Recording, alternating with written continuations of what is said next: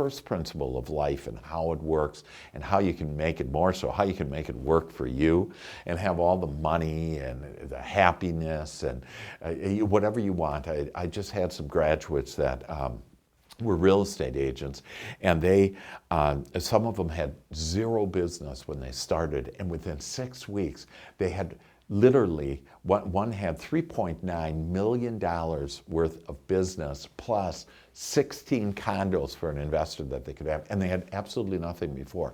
But I've helped people with relationships. This process, if you will, helps people with relationships, helps them with the health. I've helped people overcome anything. Cancer. I personally overcame. I was in a car accident about 12 years ago. I broke my neck. I was told I was supposed to have a stake, a rod in my neck, and that I'd be in pain the rest of my life. And you know what? I am healthier than I've ever been. And it's all because of these principles. So let me share with you the first principle. That we create. That it's all about us. We actually co-create, and I'll get to that in a moment. But we actually create our life. But normally, most of us don't create it the way we want it. And I was confused on life on why is that? Like, you know, I've asked for more money, or I've asked for more freedom, or for more happiness.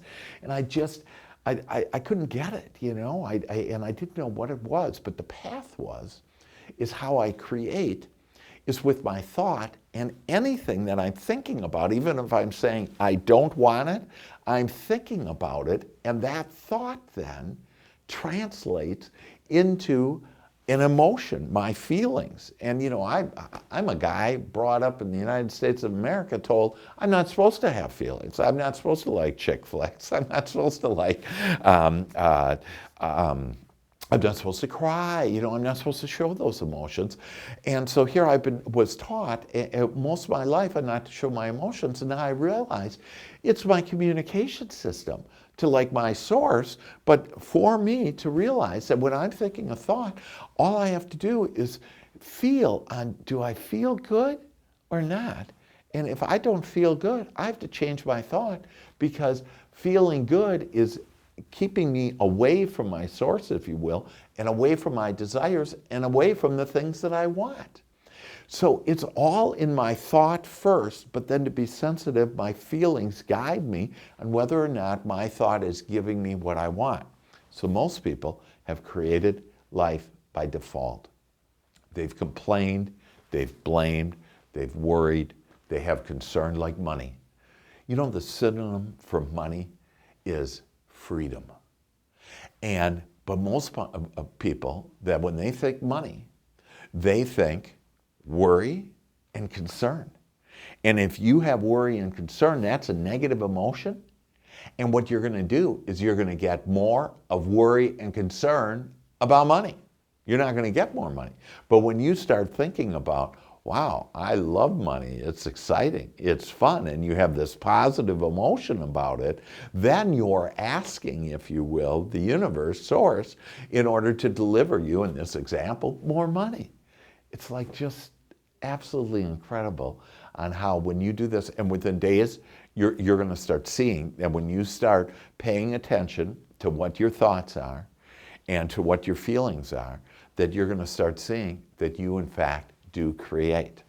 In fact, what I'm all about and what my passion is, what my mission and purpose in my life is it's to help myself and others become not just creators, but deliberate creators. And I just love that I have seen thousands of people using this teaching of mine in order to become deliberate creators. And it's just been amazing. People have gone from no money and heartbroken to they've found their soulmates, they've overcome cancer, they've become independently wealthy. All of that because of this simple principle. And so that's principle number one, is that I'm a creator and that I will help teach you to become a deliberate creator of what you want, of what you desire. The second principle is for us to understand that Source brings us, God brings us cooperative components on whatever our thought is. So if you can imagine, like in front of me is a board with all these lights, but they're not lit up. And when I have a thought, that lights up this board, and there's one light there. And what the universe does is it starts lighting up all around me in my experience, in my thoughts, people, circumstances, and events, all the things that are similar to that. So that's why, and I'll give you a bad example, when you get out of bed in the morning and you're just not feeling good, and you go, man, I'm feeling bad and it's going to be a miserable day, and that day just goes to hell, okay? And that it's one bad thing after the next, and that's because you've created this momentum on saying, wow, I'm not feeling good, and that was down here, if you will, and the reason why I point down, lower down is kind of like hell, if you will, up here is heaven, and we have the choice to live right here on this plane, in this Mother Earth, this beautiful place of contrast that we have called the Earth, that we have a choice to either live in heaven or hell, and it's all based on our thoughts. So because we have free will, if I think a bad thing about I'm going to, for example, have a bad day, cooperative components will come and bring me more thoughts about that, more people, experiences, places, events, circumstances that will complement whatever I thought about. That's why we have to be very careful on what we're thinking about. And then what I want to think about is what I want, not what I don't want. Most people think about what they don't want. Gee, I hope I don't have traffic. I hope there is a parking spot for me, which is saying there isn't enough, okay? And most of us are thinking about either what is or what is missing. And when I think about what is missing, that's down here in hell, that the universe is going to give me cooperative components that match that about, oh, there's missing money, there's not enough time, not enough this, that, and you'll start saying, yeah, I got all kinds of thoughts. I can prove anything because the universe is going to give me anything that I want. So we want to be really clear on what we desire. So that's principle number 2. The third principle, which is something that is very challenging. Really, all 3 principles are challenging for us to understand until we start using them and experiencing them ourselves. And that's what I help you with, whether it's the 3 steps to more money, whether it's living in the green zone, whether I'm a keynote speaker, that I will help people to experience. They'll be able to use right away on the techniques and the principles that I use in a fun way, a fun, exciting, motivating way, in order to say, wow, I can change my thought about whatever, some simple little thing, and that, wow, look at all the other thoughts that I have. And that's why I can prove to myself anything that I want to. And that's why science, they can say milk is bad for you one day and milk is good for you one day, because it all depends on what I have. So the third principle to understand that will just start helping you just flow in the stream of this beautiful abundance that we live in is that there is only good in this world, in our lives. And people say, oh, but what about 9/11 or recently a tragedy in Oklahoma or whatever? And that, first of all, it's not your experience. You have to look at your experience.